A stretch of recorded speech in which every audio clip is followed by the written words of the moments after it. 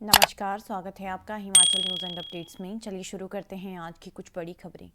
पहली खबर प्रदेश में हुई ताज़ा बर्फबारी को लेकर है। पर्वतीय क्षेत्रों में बर्फबारी होने से समूचा प्रदेश शीतलहर की चपेट में आ चुका है।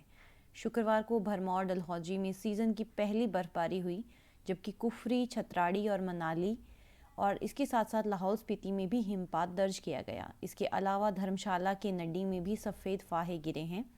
पर्वतीय इलाकों में बर्फबारी के चलते प्रदेश की राजधानी शिमला, धर्मशाला सहित कई क्षेत्रों का तापमान माइनस में चला गया है। मौसम विभाग ने खराब मौसम के चलते येलो अलर्ट जारी किया है। इसके तहत ऊना, हमीरपुर, बिलासपुर व सोलन जिलों में अलग अलग स्थानों में सुबह व शाम के समय 2 से 3 दिनों तक मध्यम से घना कोहरा रहने की संभावनाएं हैं। दृश्यता 50 मीटर से भी कम हो सकती है और शिमला, चंबा और उसके आसपास के इलाकों में शीतलहर की संभावनाएं हैं। अगली खबर है, हिमाचल सरकार ने सोलर स्ट्रीट लाइट के लिए दिशा निर्देशों में बदलाव किया है। अब इस तरह की स्ट्रीट लाइट के लिए डीसी भी अपने जिला में पैसे दे सकेंगे और यह पैसा विकास में जन सहयोग कार्यक्रम के तहत दिया जाएगा।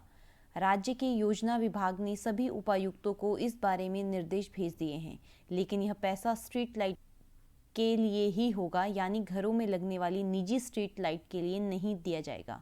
जन सहयोग योजना के तहत 25% राशि जनता देगी, जबकि 75% राशि सरकार वहन करेगी। सभी उप आकृतियों को इस बारे में पत्र चले गए हैं और अब विधायक भी अपने चुनाव क्षेत्र में इस योजना के तहत पैसा ले सकेंगे। अगली खबर है, हफ्ते में 2 दिन 2.5 घंटे तक बंद रहेंगी अटल टनल। अटल टनल रोहतांग को सप्ताह में 2 दिन 2.5 घंटे के लिए बंद रखने का फैसला लिया गया है। इस दौरान टनल के भीतर किसी भी प्रकार का यातायात नहीं हो सकेगा। 20 दिसंबर के बाद सोमवार से गुरुवार को 2.5 घंटे के लिए अटल टनल बंद रहेगी। गौरतलब है कि 10 जुलाई तक बीआरओ इस टनल को हर रोज 11 से 12 बजे तक यातायात के लिए बंद करता था। इसके लिए यातायात दबाव को देखते हुए इसे हफ्ते में 2 दिन के लिए बंद रखने का फैसला लिया गया है, लेकिन बीआरओ ने 20 दिसंबर से टनल को सोमवार और गुरुवार को सुरंग के रखरखाव के लिए 1 घंटे के स्थान पर 2.5 घंटे तक बंद रखने का निर्णय लिया। इस दौरान सुबह 7 से 9:30 बजे तक टनल होकर आवाजाही नहीं होगी। अगली खबर है, प्रदेश में अरसे से लटके प्रोजेक्ट अब पकड़ेंगे रफ्तार। हिमाचल प्रदेश में जमीन से हवा तक बड़े प्रोजेक्ट अब धरातल पर होंगे और लंबे अरसे से इन प्रोजेक्टों को बंद रखा गया था। चुनावी साल में शुरू हो रहे इन प्रोजेक्ट्स ने राज्य सरकार की भी अहमियत बढ़ा दी है। दरअसल एफसीए क्लियरेंस मिलने के बाद अब इन तमाम प्रोजेक्ट्स का निर्माण शुरू हो पाएगा। राज्य में करीब 7 छोटे बिजली प्रोजेक्ट के निर्माण को भी गति मिलने की उम्मीद जग गई है। जो प्रोजेक्ट शुरू होंगे उनमें सबसे अहम भानुपल्ली बिलासपुर बेरी रेल लाइन का दूसरा भाग शामिल है। इसके लिए फॉरेस्ट कंजर्वेशन एक्ट के क्लियरेंस मिल गई है। इस प्रोजेक्ट में यह क्लियरेंस 56.36 हेक्टेयर में मिली है। दूसरा बड़ा प्रोजेक्ट कांगड़ा के बगलामुखी में रोपवे का है। एक अन्य परियोजना सिरमौर जिला के पच्छाद उपमंडल की है। सराहन के कवागधार में हेलीपैड का निर्माण होगा और इसके लिए एफसीए से स्वीकृति मिल गई है। यह निर्माण 0.6 हेक्टेयर जमीन पर होना है। अगली खबर है, एनडीए एग्जाम में 1000 महिलाएं पास। एनडीए के दरवाजे महिलाओं के लिए खोले जाने के बाद हुई पहली परीक्षा में 1002 महिला उम्मीदवारों ने इसे सफलतापूर्वक पास किया है। रक्षा मंत्री के कार्यालय ने शुक्रवार को ट्वीट पर कहा कि एनडीए की परीक्षा में उत्तीर्ण होने वाले 8000 उम्मीदवारों में पहली बार परीक्षा में बैठी 1002 महिला उम्मीदवार भी शामिल है। उल्लेखनीय है कि उच्चतम न्यायालय के आदेश के बाद सरकार ने एनडीए के दरवाजे महिला उम्मीदवारों के लिए खोल दिए थे और उसके बाद हुई परीक्षा में 1000 से भी अधिक महिलाएं इस परीक्षा को पास करने में सफल रही। इन महिला उम्मीदवारों को अब आगे की चयन प्रक्रिया के तहत सर्विस सिलेक्शन बोर्ड के मानकों तथा मेडिकल फिटनेस की कसौटी खरा उतरना होगा।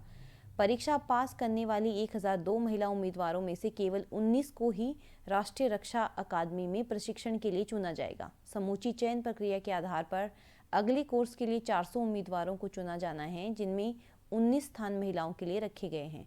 इनमें से 10 को सेना में, 6 को वायु सेना में और 3 को नौसेना में कमीशन मिलेगा।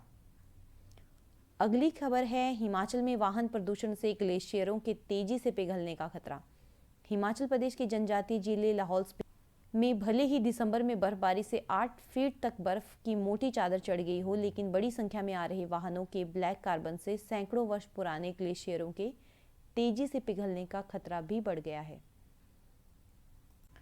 वैज्ञानिकों का दावा है कि कहीं पर्यावरण पर पर्यटन भारी ना पड़ जाए। वैज्ञानिकों का मानना है कि अटल टनल से होकर सर्दियों के मौसम में भी वाहनों की आवाजाही में ऐसा इजाफा होता रहा तो घाटी के पर्यावरण में भविष्य में उम्मीद से अधिक बदलाव देखने को मिलेगा। घाटी के कई इलाकों में दिसंबर में पाउडर बर्फ गिरती थी, लेकिन इस बार बारिश हो रही है। पर्यावरण वैज्ञानिकों के अनुसार नवंबर महीने के बाद जिस इलाके में वाहनों की आवाजाही शून्य हो जाती थी, लेकिन आज अटल टनल बनने के बाद रोजाना हजारों की संख्या में वाहन घाटी में प्रवेश कर रहे हैं। अगली खबर है 4.5 लाख के गबन में आरओबीओ और 2 वन रक्षकों को नोटिस। 4.5 लाख के सरकारी धन के गबन मामले में वन विभाग के आरओबीओ और 2 वन रक्षकों को कारण बताओ नोटिस जारी किया गया है। 15 दिन में इन्हें जवाब देना होगा, उसके बाद विभाग आगामी कार्रवाई करेगा। जान लेते हैं मामला क्या है। स्टेट विजिलेंस ने चंबा वन मंडल के 4 कर्मचारियों के खिलाफ सरकारी धन के गबन मामले में एफआईआर दर्ज करवाई है। एफआईआर दर्ज करवाने वाले ठेकेदार का कहना है कि जब सड़क निर्माण के बाद पैसा मांगा गया तो तत्कालीन डीएफओ ने संबंधित आरओ को कार्य की पैमाइश करने को आदेश दिए। आरओ ने पैमाइश करने के बाद कहा कि कार्य ज़्यादा हो चुका है, इसके लिए इसका टेंडर लगाना पड़ेगा। बीआरओ ने टेंडर के लिए ठेकेदार को 3 भरोसेमंद आदमी देने को कहा, जिससे उनके नाम पर बिल की राशि जारी की जा सके। कर्मचारियों ने 4,98,000 की धनराशि ठेकेदार के 3 लोगों में आवंटित कर दी, जबकि 4.5 लाख की राशि का गबन कर लिया। इसका संबंधित ठेकेदार को किया जाना था, लेकिन आरोपियों ने फर्जी दस्तावेज तैयार कर इसका गबन कर लिया। इसके चलते ठेकेदार ने विजिलेंस में शिकायत दर्ज करवाई। तो ये थी आज की कुछ बड़ी खबरें।